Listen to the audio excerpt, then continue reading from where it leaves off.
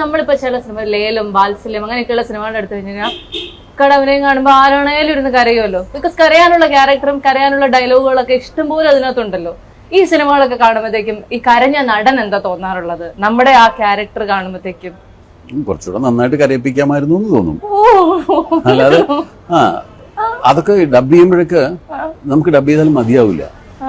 ഇതായിരിക്കുമോ ഈ പുരുഷന്മാർ കരയുന്നത് എപ്പോഴും പെട്ടെന്ന് ആളുകൾ കൂവാനും ചിരിക്കാനും സാധ്യതയുള്ളൊരു, പെൺകുട്ടികൾ കരയുന്ന പോലല്ല. ആണുങ്ങൾ കരയുന്ന കാണുമ്പോൾ കണ്ടു നിൽക്കുന്നവർ പെട്ടെന്ന് ചിരിക്കും. ആ ചിരി വരരുതല്ലോ.